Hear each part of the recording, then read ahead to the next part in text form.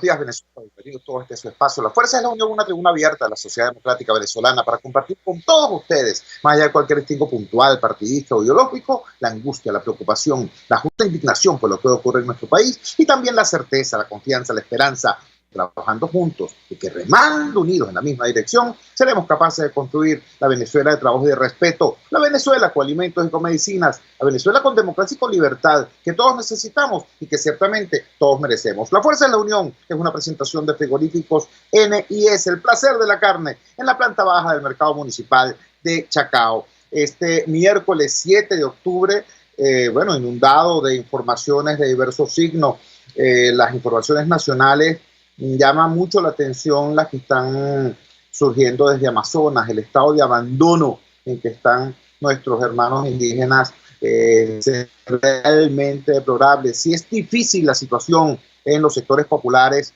es más, no en los sectores populares exclusivamente, en cualquier lugar de la Gran Caracas, si es desesperada la situación en la provincia, en la Venezuela profunda, imagínense ustedes el drama de los habitantes de las zonas indígenas en la frontera sur. Realmente difícil, realmente dura. Las protestas que se han producido en diversas zonas de Puerto Ayacucho por el abandono, por la agresión, mejor dicho, en materia de suministros de combustible, gas doméstico, gasolina.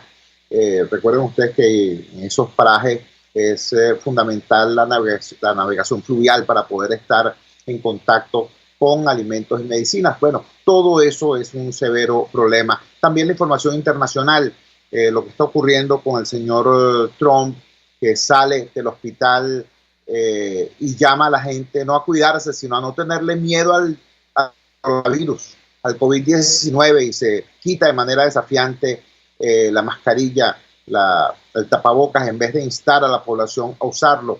Una cosa preocupante. Y ahora además se niega a seguir debatiendo y resolviendo el paquete de ayuda a la población, el paquete económico de ayuda a la población. Suspende esa discusión hasta, dice él, después que pasen las elecciones, después del 3 de noviembre. ¿Qué te puedo decir? Como seguramente en el hospital donde él fue atendido durante 4 días no tenía limitación alguna en materia de recursos, luego esgrime esa postura frente a esta situación. Bueno, diversas informaciones. Hay una que nos llama profundamente la atención porque nos afecta, nos impacta de manera directa.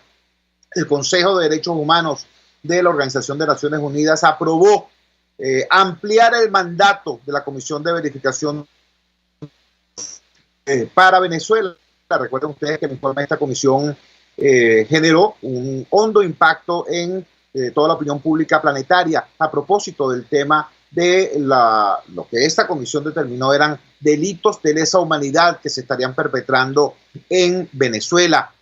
Para que nos explique la importancia de esto, recuerden que el régimen de Maduro descalificó ese informe, se opuso a ese informe, intentó incluso descalificar a los expertos que formaban parte de esta misión de verificación. Sin embargo, cuando esto se somete a debate, es aprobado, repito, por una importante mayoría. Repito, para que nos explique la importancia de esto, tenemos en línea a Feliciano Reina. Feliciano Reina es fundador y director de Acción Solidaria, es también uno de los arquitectos de Civilis, una organización defensora de derechos humanos y es una de las voces más caracterizadas de la sociedad civil venezolana. Feliciano, gracias por atender nuestra llamada madrugadora. Explícanos, esta ampliación de este mandato por 2 años, ¿qué impacto tiene, sobre todo para las víctimas? Te escuchamos. Muchas gracias, Chugo. Buenos días para ti y para tus oyentes. Mira, esto tú acabas de mencionar ahora, el sentido más hondo que tienen este tipo de mecanismos, para qué se establecen, y es precisamente para las víctimas de violaciones de derechos humanos, donde quiera que se instalen. Al final, para poder hacer este tipo de investigaciones, de informes que dan cuenta de situaciones muy graves en materia de derechos humanos, es necesaria la voz de las víctimas. Y aquí ha habido una participación realmente importante que implica muchísima dignidad, que implica una lucha implacable por la justicia, que implica mucha valentía también, porque hay que ver que hay un conjunto importante y hay casos que están nombrados específicamente con nombre y apellido en los que, bueno, ha hecho falta que se impliquen justamente las familias, ¿no? Parte digamos, el grupo más importante entre las víctimas son también familiares de ellas y un número, digamos, significativo son mujeres. Esto es de importancia además porque lo que está señalando es que quienes han sufrido estas situaciones no se van a quedar tranquilas sin que haya, por un lado, una búsqueda de la verdad, que se llegue hasta el fondo de los hechos, que además esto permita determinar responsabilidades y al determinar esas responsabilidades entonces es posible avanzar hacia la justicia y eventualmente a unos procesos de reparación y de memoria. Es un proceso, Chuo, y eso hay que entenderlo también. Muchas veces es muy frustrante porque se dice, bueno, ¿de qué sirve tener ahora este informe? Y eso no lleva hoy a la justicia, eso no lleva hoy a que cese, digamos, la impunidad. Pero como en todas estas situaciones, y ha pasado en todas partes del mundo, de nuevo es un proceso y toma tiempo.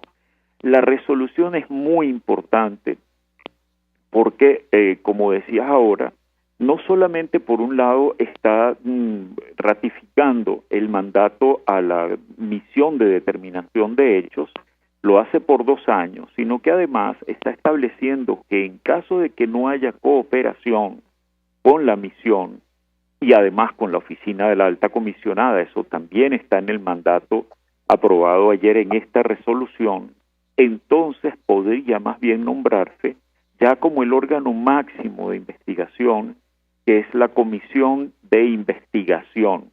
Esta es una misión que tiene, como ellos mismos explicaron, un estándar de prueba que es llegar a la idea de que existen motivos razonables para creer que han ocurrido estos hechos. Si se estableciera una comisión de investigación, ya esta determinaría que sin ningún tipo ya de duda razonable, los hechos ocurrieron tal como quedan. Y esto ya tiene también unas implicaciones en materia de derecho penal internacional. Pero creo que hay otra cosa, Chuo, muy importante destacar, y es que ayer también fue aprobada una resolución con menos votos, sin duda, y menos votos incluso que el año pasado, una propuesta por Irán, apoyada por la misma Venezuela, y en esta igualmente se renueva el mandato de la oficina de la alta comisionada en materia de cooperación con el Estado venezolano, sobre todo en términos de lo que significa acceso a la justicia. Es una de las formas también en las que se coopera con los estados, pero se dice allí que el Estado venezolano tiene que cooperar no solamente con la oficina de la alta comisionada, sino con otros entes que estén designados por el Consejo de Derechos Humanos. Y uno de esos entes es la misión de determinación de hechos. Así que veremos ahora, digamos, a qué llega el gobierno, Chuo, porque hasta ahora se negó a cooperar con la misión de determinación de hechos y ahora en ambas resoluciones se está pidiendo que esa cooperación exista.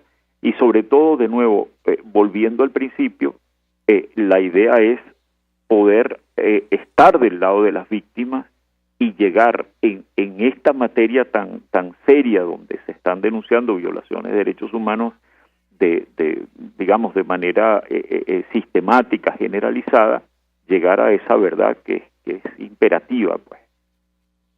Estamos conversando con Feliciano Reina. Feliciano Reina, repito, una de las voces más caracterizadas de la sociedad civil venezolana. Él, junto con Vivi Borges, junto con una gran cantidad de activistas, ha hecho posible esto que ayer se logró en el Consejo de Derechos Humanos. Hay que decirlo, hay gente que se imagina que la comunidad internacional está volcada para apoyar la lucha del pueblo democrático venezolano, y eso no es del todo así. Hay unas cuantas decenas de países, algunos de ellos con las economías más importantes de Occidente, que ciertamente tienen una posición de simpatía por la lucha del pueblo democrático venezolano. Pero, por ejemplo, esta decisión de ayer, importantísima, se votó con 22 votos a favor, 22 abstenciones y 3 votos en contra. Es decir, hay un equilibrio delicado. ¿Qué crees tú, Feliciano, que podemos hacer los venezolanos desde acá, desde nuestra realidad, para atender, entender y promover este tipo de cosas? Porque a veces hay tanta desinformación. Yo recuerdo cuando el informe de Bachelet había una situación tóxica. Aquí hubo hasta gente que repudió a la alta comisionada sin haberla escuchado siquiera. Algo parecido ocurrió recientemente cuando vino una misión de la Unión Europea. A veces la demagogia o los objetivos de las agendas políticas especulan con la falta de información que tiene la ciudadanía a propósito de situaciones como esta. ¿Qué debemos hacer los venezolanos frente a un hecho como la ampliación del mandato de la misión de verificación de hechos? Mira, yo creo que vale la pena conocer las dos resoluciones. Yo insisto en la segunda, o vamos a decir, en la primera, porque de hecho fue votada en primera instancia, porque el contenido de ambas, si uno las toma, y sobre todo porque en la primera hubo una participación muy activa del gobierno del señor Nicolás Maduro, uno allí puede sacar un conjunto de recomendaciones que yo creo que es imperativo que nosotros como sociedad y desde el espacio en el que actuemos exijamos ese cumplimiento. Como digo, hay recomendaciones para implementar y que tienen impacto al final justamente sobre la vida de las personas en materia de derechos humanos. Entonces son ambas, Chugo, por un lado. Después, el hecho de que se diga en la segunda que la alta comisionada tiene que presentar un informe sobre el cumplimiento o no de las recomendaciones que ella misma ha hecho, que pasan de 60, que ese informe tiene que dar cuenta de que esa cooperación ha sido efectiva y no solamente es de la boca para afuera.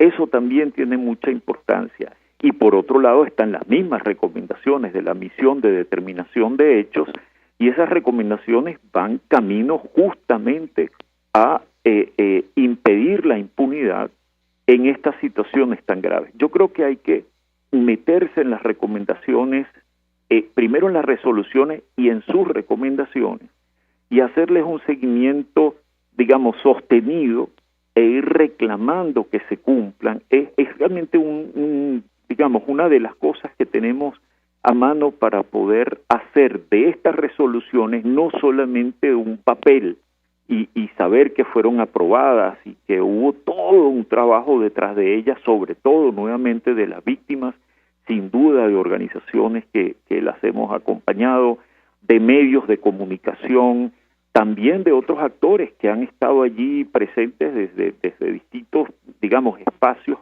para que se aprobaran, pero de nuevo, para hacerlas vivas, para hacer que tengan todo el sentido, sí es muy imperativo, además, por supuesto, de seguir cooperando con esos organismos, en este caso con la misión de determinación de hechos, ver sus recomendaciones que ya están allí, en los informes que han presentado, ver las resoluciones, lo que tienen en ese sentido, y entonces ir exigiendo rendición de cuentas.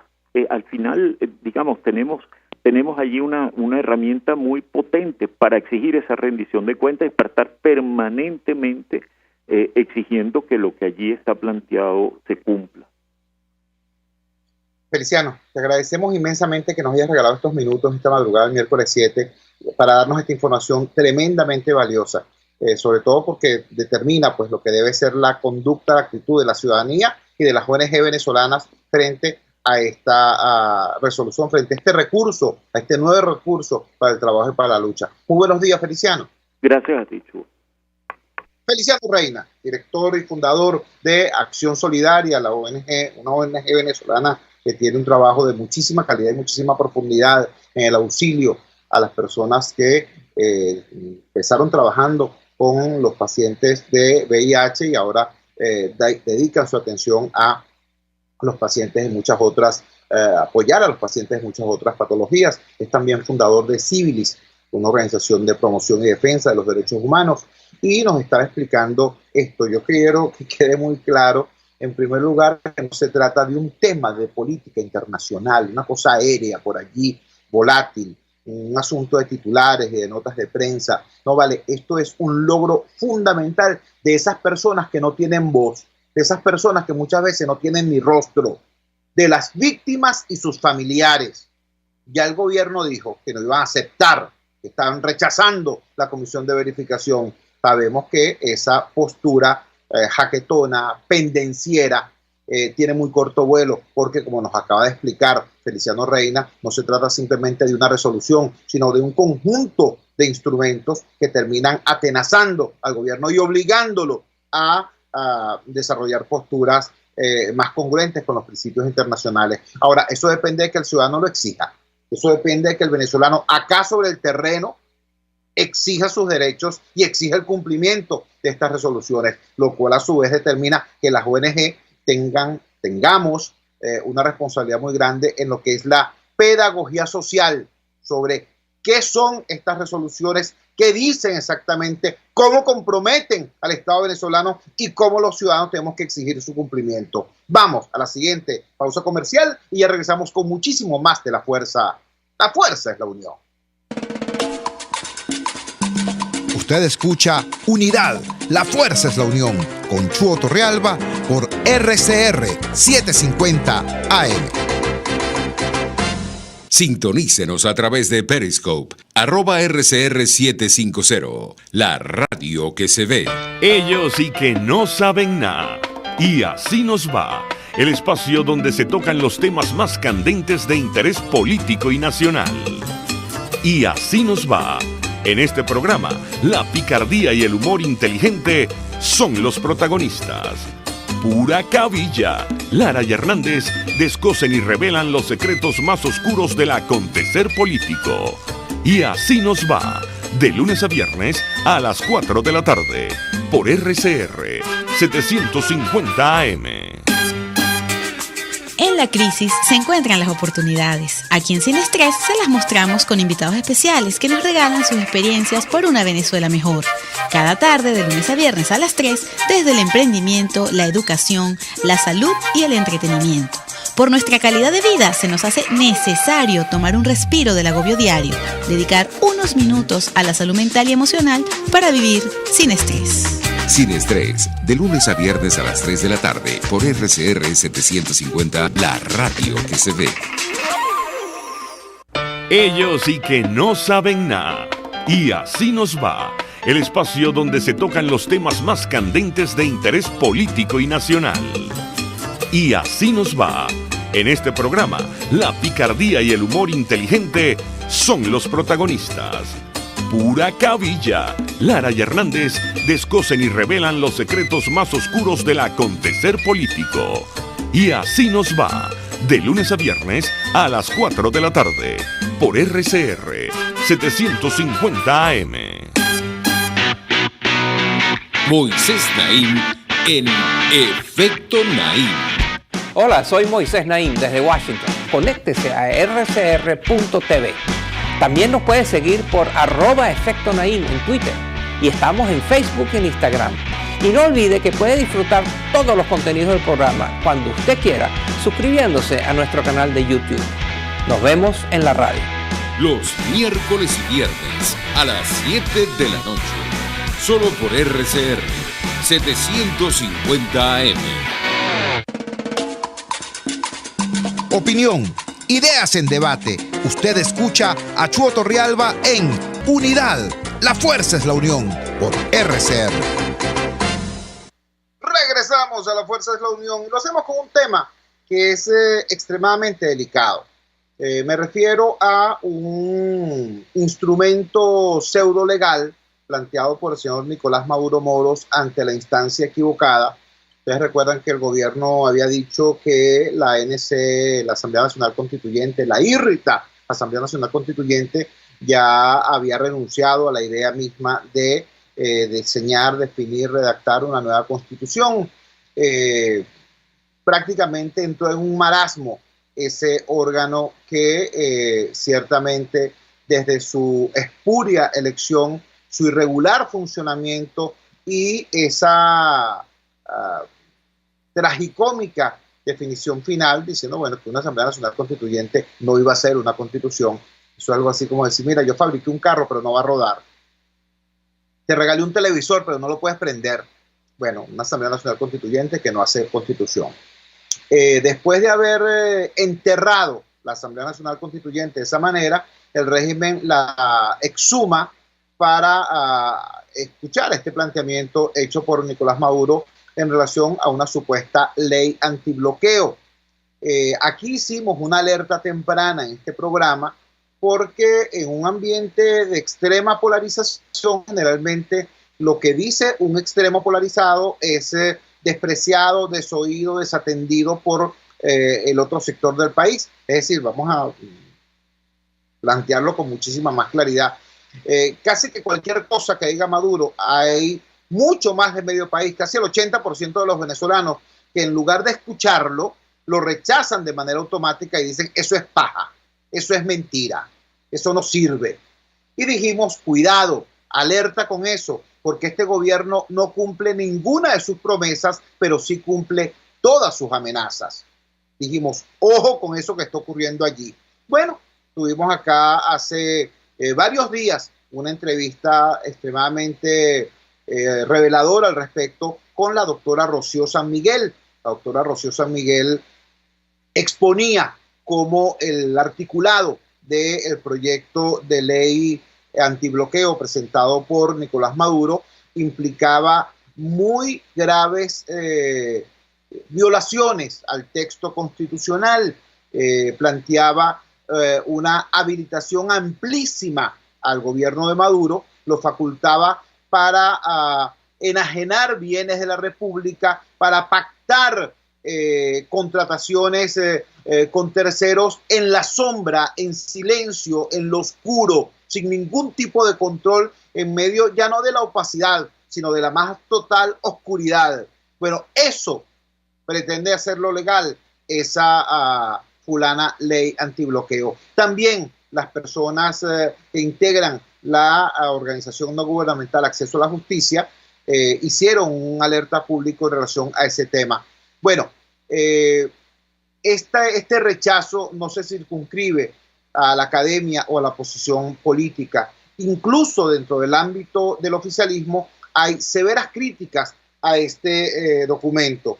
Comparto con ustedes algunos comentarios que aparecen en el portal de noticias La Ceiba. Dice así: constituyente María Alejandra Díaz es contraria a la ley antibloqueo. Su posición aparece expuesta en un artículo en el portal chavista Aporrea titulado Ley antibloqueo, pero con Chávez.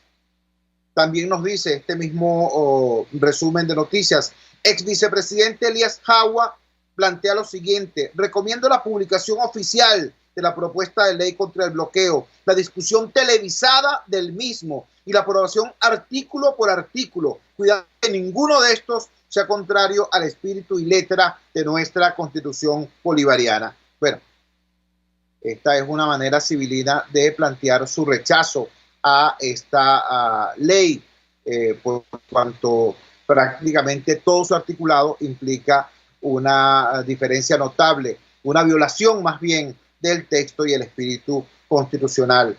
Finalmente nos hablan acá de un tema que ya habíamos comentado acá en la Fuerza de la Unión. Luis Brito García, un intelectual próximo al chavismo, cuestionó la constitucionalidad de la ley antibloqueo en un extenso artículo publicado en Aporrea, lo que abrió un duro debate dentro de las filas revolucionarias. Esto es importante decirlo porque, fíjense, en primer lugar, desde el ámbito del chavismo siempre hay un uso y abuso de toda la información que surge sobre los matices, diferencias o encontronazos que hay en el campo opositor. Ellos hacen fiesta con eso que ocurre, pero generalmente lo que ocurre al interior del bloque oficialista es desconocido. Ellos juegan cuadro cerrado prácticamente en casi todas las materias hasta hace un tiempito. Hace un tiempito empezó la degradación del bloque dominante. Empezaron a surgir al público, a drenarse hacia el campo comunicacional las diferencias internas hasta llegar a esta situación insólita en la cual el madurismo utiliza el aparato del Estado para perseguir, hostigar y hasta expropiar los partidos que hasta hace poco eran aliados, como el caso del PPT o el caso del Movimiento Tupamaro. En el caso del Partido Comunista la cosa ha ido más allá. Han utilizado incluso la fuerza pública, han utilizado el FAES para hostigar sedes del Partido Comunista, y en el caso de una candidata a diputado en el estado Mérida, una dirigente campesina, bueno, privarla de la libertad. Todo eso está ocurriendo y todo eso hizo eclosión a propósito del tema de la ley antibloqueo. Ya no se trata de individualidades como el caso de Jagua o el caso de la constituyente Díaz o del mismo Luis Brito García. Se trata de un partido en tanto que tal, y me refiero al tema del Partido Comunista. Para hoy teníamos prevista una entrevista con el secretario general del Partido Comunista de Venezuela, Óscar Figuera. Ayer conversamos con el señor Figuera, le planteamos esta posibilidad, aceptó gustoso. En la madrugada de hoy nos mandó un mensaje diciendo que estaba de viaje y que posiblemente no le iba a caer la señal, algo por el estilo. Sin embargo, bueno, repito, estaba pautado esa conexión, ese contacto, por una razón sencilla. Es noticia y nos interesa a los demócratas venezolanos conocer qué es lo que está ocurriendo al interior del bloque dominante, al interior del bloque oficialista sobre esta situación. El Partido Comunista, repito, no se trata de un asunto de personalidades, de vocerías individuales. Como cuerpo, como organización, ha expresado su rechazo frente a la ley antibloqueo. Así lo recoge la gente del portal El Cooperante. Dice así: el Partido Comunista de Venezuela fijó su posición este lunes sobre el proyecto de ley antibloqueo que llevó Nicolás Maduro ante la Asamblea Nacional Constituyente, ANC. El secretario general del PCV, Óscar Figuera, alertó en una rueda de prensa que el proyecto de ley es un retroceso que profundizará las vulnerabilidades económicas del país. Constituye, dijo, un grave retroceso que agravará las vulnerabilidades económicas de Venezuela frente a sus agresores externos, al mismo tiempo que traslada aún más el peso de la crisis y las sanciones sobre los hombros de los trabajadores y el pueblo en general, puntualizó. Para el PCV, una ley antibloqueo, lejos de representar una acción para proteger los intereses de la patria, trasladará el peso de la crisis a los hombros de la población humilde de nuestro país. Asimismo, reiteraron que el proyecto de ley el proyecto de ley de la administración Maduro busca justificar y darle visos legales a su política entreguista, antiobrera, antipopular y subordinada a los intereses del capital. Es obvio que cuando el Partido Comunista hace esta denuncia y dice que el régimen de Maduro está subordinado a los intereses del capital, no se refiere ni al capitalismo internacional, al imperio, como dicen ellos, ni se refiere a los capitales venezolanos tradicionales. Se está refiriendo básicamente a la nueva boliburguesía, a las grandes fortunas que se han hecho al amparo de la sombra del Estado, al amparo de la corrupción, al amparo de la opacidad, que han convertido el hambre y el dolor del venezolano en un gigantesco negocio. Bueno, a eso se está refiriendo la gente del Partido Comunista. Con esta acción sigue el documento de Venezuela. El gobierno persigue hacer efectiva la entrega de nuestra industria petrolera al capital transnacional, la devolución de tierras a terratenientes y el regreso de empresas nacionalizadas al sector privado, la apertura del capital monopolista de los sectores económicos estratégicos reservados por la Constitución al Estado venezolano, la venta de activos y empresas de la República al mejor postor y ofrecer garantías leoninas contrarias a los intereses del país. El pasado martes, ante la Constituyente, según el chavismo, esta tendría poderes y facultades para entregarle al Estado mecanismos para evadir las sanciones de la comunidad internacional. Ubiquemos entonces esto en el contexto real. La fulana ley antibloqueo tiene el rechazo de ese 80% de los venezolanos que nos oponemos al régimen. Y además tiene también el rechazo de buena parte de lo que ha sido hasta ahora el sustento de la estructura chavista de poder. ¿Entienden? Eso es lo que quiero destacar al compartir esta información y lo que queríamos subrayar en la respetuosa entrevista que pensábamos hacerle a Óscar Figuera, secretario general del PCB, y que a última hora nos desmontó con este argumento de su viaje al interior. De todas maneras, por cierto, ratifico, esta tribuna está abierta a todo aquel que quiera exponer su parecer en relación a este tema. No nos extrañe esto.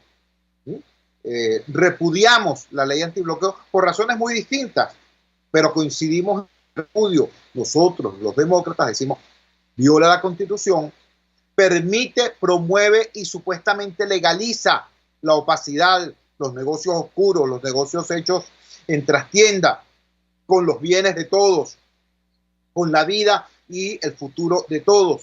Y además, bueno, coloca en severísimo riesgo el patrimonio de las generaciones futuras. Los señores de la izquierda chavista y concretamente del PCB tienen otro tipo de críticas. Ellos tienen sus resabios a propósito del tema de la devolución, de la supuesta devolución de empresas a sus antiguos propietarios o la desnacionalización, entre comillas, de empresas estatizadas. Esa no es la crítica que hacemos nosotros. Nosotros creemos que los peligros son otros, por cierto. Yo no veo a este régimen entregándole ni fábricas, ni propiedades, ni tierras a sus legítimos dueños. Yo veo a este régimen y yo preveo el peligro de que estos tipos agarren esos bienes y se los den a ellos mismos. Veamos lo que ocurrió en la Rusia postcomunista. Los antiguos jerarcas del régimen comunista, cuando ese régimen, prácticamente se disuelve, agarraron todas esas empresas estatizadas y se las cogieron y se las robaron y las transformaron en patrimonios personales y se convirtieron en los nuevos amos del poder y del capital en Rusia, en medio de una rebatiña obscena. Estamos en presencia de eso.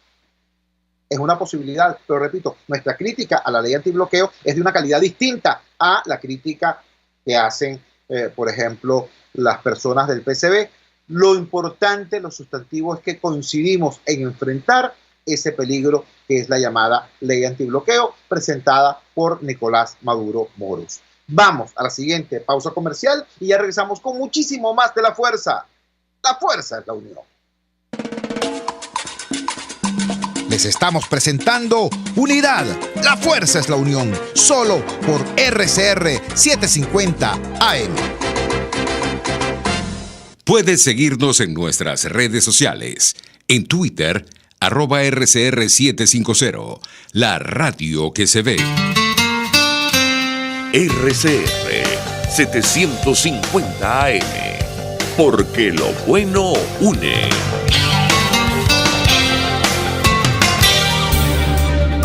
Voz de América. Información precisa, completa, veraz, objetiva e independiente. Directo a tu pantalla. De lunes a viernes a las 2 de la tarde por RCR 750. Ellos sí que no saben nada. Y así nos va. El espacio donde se tocan los temas más candentes de interés político y nacional. Y así nos va. En este programa, la picardía y el humor inteligente son los protagonistas. Pura cabilla. Lara y Hernández descosen y revelan los secretos más oscuros del acontecer político. Y así nos va. De lunes a viernes a las 4 de la tarde. Por RCR 750 AM. Les estamos presentando Unidad, la fuerza es la unión, solo por RCR 750 AM. Regresamos a La Fuerza es la Unión y ahora vamos a tocar un tema que también está vinculado con el aspecto económico.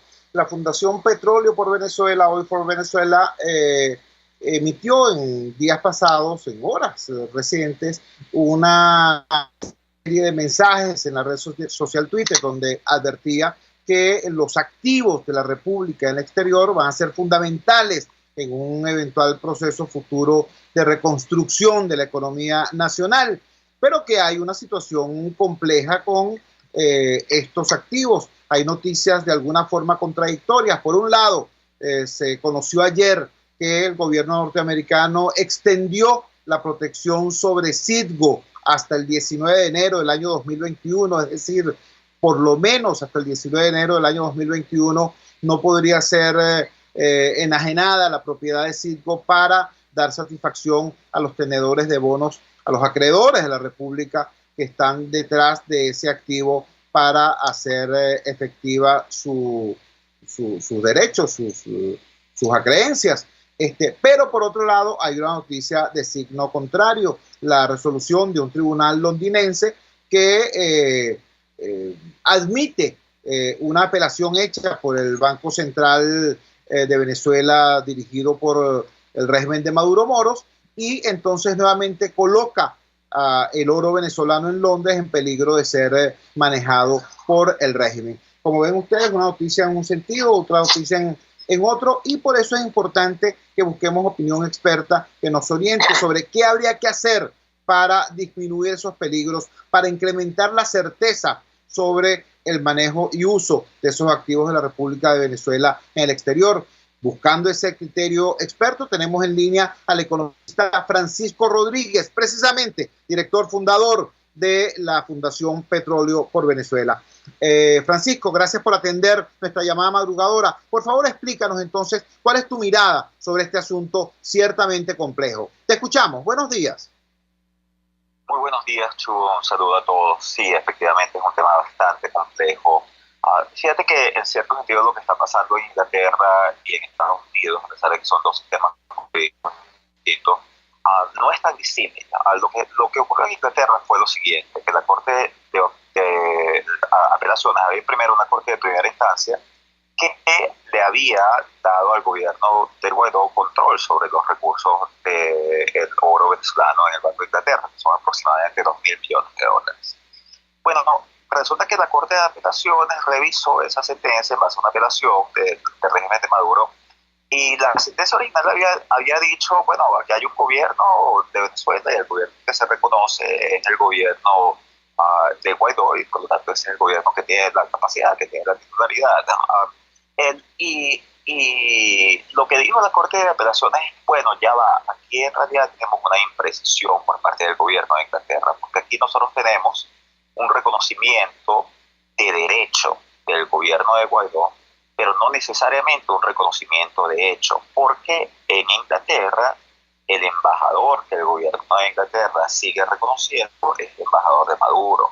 El gobierno de Inglaterra el Reino Unido tiene una embajada en Caracas, y ese embajador le presenta credenciales a Maduro, a interactuar con el gobierno de Maduro. Entonces, efectivamente hay un reconocimiento de hecho, hay un reconocimiento de facto, o pareciera verlo, del gobierno de Maduro.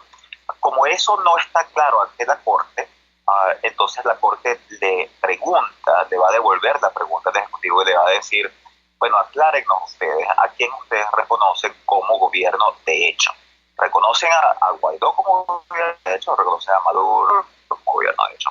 Ahí se abren varias posibilidades, pero yo creo que es altamente probable que el gobierno del Reino Unido diga que reconocen a Maduro como un gobierno de hecho, porque para que la redundancia, de hecho, lo han venido reconociendo de esa forma en la práctica. Y si eso pasa, entonces el control de los activos se le regresa al gobierno de Maduro. El caso de Estados Unidos es un poco distinto, porque en Estados Unidos hay un reconocimiento mucho más explícito de derecho y de hecho al gobierno de Guaidó. A pesar de que el gobierno de Guaidó no tenga el control del territorio nacional, y eso se entiende, las Cortes americanas han dicho, bueno, aquí tenemos, y fíjate que hay una diferencia, por ejemplo, en el tema del embajador. El embajador Carlos Vecchio es reconocido por el gobierno de Estados Unidos, le han presentado credenciales a la administración Trump, mientras que la embajadora Vanessa Newman no ha sido reconocida, que es la embajadora de Guaidó en Inglaterra. Entonces eso lleva a que las Cortes estadounidenses hayan sido mucho más decisivas en reconocer al gobierno interino de toda su representación, y este tema no se ha planteado de esta forma.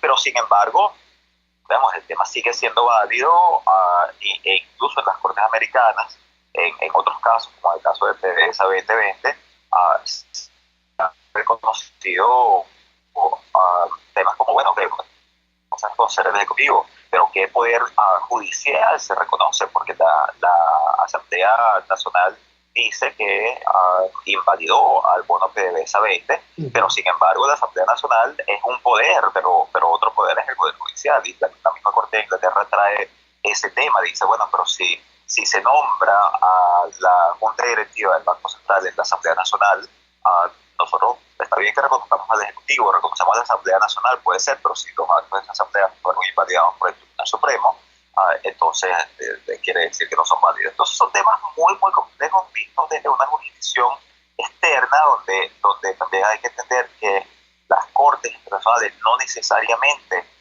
van a interpretar las leyes venezolanas de la misma forma en la que las puede interpretar a uno o que las puede interpretar la oposición venezolana. Lo que el gobierno de Estados Unidos ha hecho con el caso de las acreencias relacionadas con el bono PDVSA 20, en particular lo que técnicamente es la extensión de la subvención de la licencia para ejecutar un embargo, es que ha dicho, y ellos han mantenido esta posición reiterada, que ellos van a mantener la protección de ese activo mientras se defina el caso que está ante las Cortes Americanas en este momento. El caso que está ante las Cortes Americanas es un caso en el que la República, representada por el gobierno de Guaidó, está demandando la ilegalidad de ese bono. Los acreedores están argumentando que la acreencia es legal. El gobierno de Estados Unidos no ha tomado posición al respecto. Esto es algo muy importante. La representación oficial del gobierno de Estados Unidos declinó asumir una posición al respecto. En el caso de los bonos de PDVSA 20. Y bueno, queda que la Corte lo determine. El gobierno estadounidense está diciendo, vamos a mantener esta protección hasta que la Corte lo determine. Eso sin embargo, también ilustra lo complejo que es este tema de la protección de activos y lo incompleta que es la protección que está dando el gobierno americano. El gobierno americano no está diciendo voy a prohibir que el activo se pague, está diciendo voy a esperar a que la Corte tome una decisión definitiva.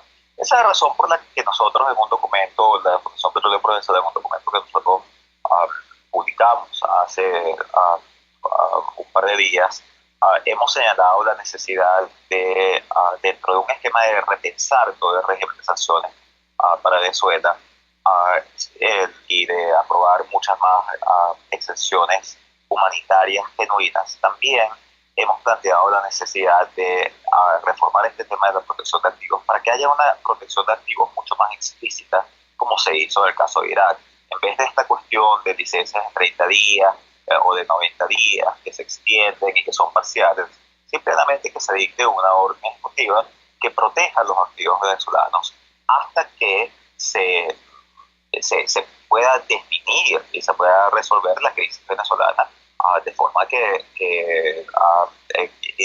un gobierno venezolano los pueda terminar utilizando, porque esta es la realidad de esta tragedia. En Inglaterra hay 2.000 millones de dólares. Esa plata no la pueden utilizar para atender los problemas de los venezolanos, para atender la pandemia. En Estados Unidos pasa más o menos lo mismo. Sí, el gobierno de Guaidó tiene control sobre esos recursos, pero el gobierno de Guaidó no puede gastar esos recursos en el territorio nacional sin un acuerdo con el gobierno de Maduro, y por eso es que nosotros hemos estado planteando la necesidad de que el gobierno de Maduro y el gobierno de Guaidó se pongan de acuerdo para poder utilizar estos recursos en el territorio venezolano para poder ayudar a las familias venezolanas que necesitan esos recursos en estos momentos de dificultad. Estamos conversando con el economista venezolano Francisco Rodríguez, fundador y director de la Fundación Petróleo por Venezuela, a propósito de este tema crucial. Repito, este no es un asunto gobierno-oposición, ni siquiera es un asunto de las distintas oposiciones que existen en Venezuela y sus diferentes miradas sobre este tema. No, este es un asunto estratégico de todos los venezolanos. La reconstrucción del país, la reconstrucción de la economía venezolana en el contexto de un mundo recesivo como va a ser el mundo post pandemia, bueno, tiene elemento fundamental, una piedra fundamental sobre la cual trabajar, que son esos activos que aún conserva la República en el exterior. Ha dicho bien Francisco Rodríguez, poder operar esos recursos, poder habilitar esos recursos, pasa hoy por la posibilidad de que haya un acuerdo entre el gobierno interino y el gobierno de facto, entre el gobierno que dirige Guaidó y el gobierno que dirige Maduro. Ahora te pregunto lo siguiente, Francisco. Ambos gobiernos enfrentan hoy una situación extremadamente compleja. Por un lado, el gobierno interino que preside Guaidó está por ver expirar el mandato legal de su plataforma de poder, que es la Asamblea Nacional. La Constitución establece que el mandato de la Asamblea Nacional, florituras aparte, discursos aparte, la Constitución establece que el mandato de la Asamblea Nacional electa el 6 de diciembre del 2015 expira el 5 de enero del 2021. Allí se abre un campo, entonces, una zona gris de presunta inconstitucionalidad de cualquier estructura que pretenda desconocer eso. Por otro lado, el régimen de Maduro, que no goza ante buena parte del mundo de legitimidad de origen y cuya legitimidad de desempeño prácticamente está inexistente, ahora ve agravada, comprometida su existencia con esta oleada de críticas por la Comisión de Verificación de Hechos de la ONU y el mismo informe de la señora Bachelet, entre tantos otros problemas que confronta la administración Maduro.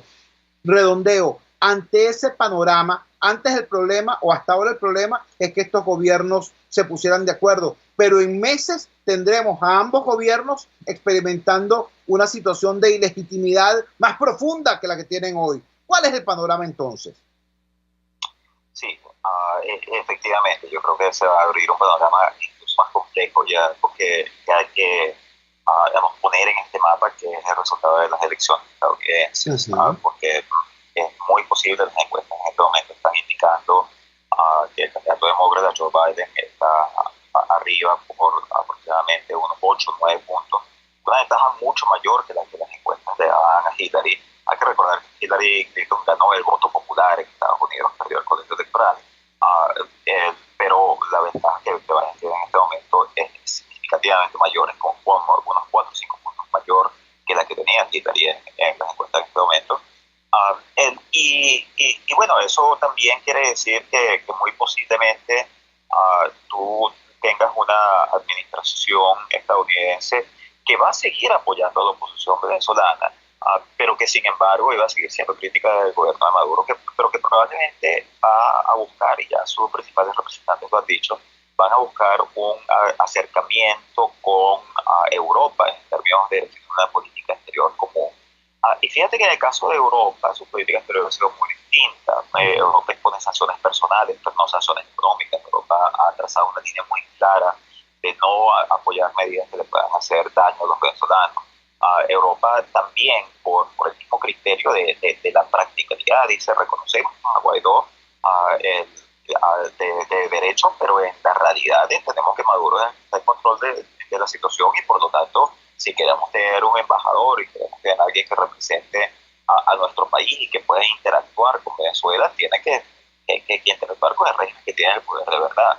Entonces tú sí puedes ver un cambio que puede tener muchos efectos sobre la política venezolana, y por eso precisamente es que nosotros planteamos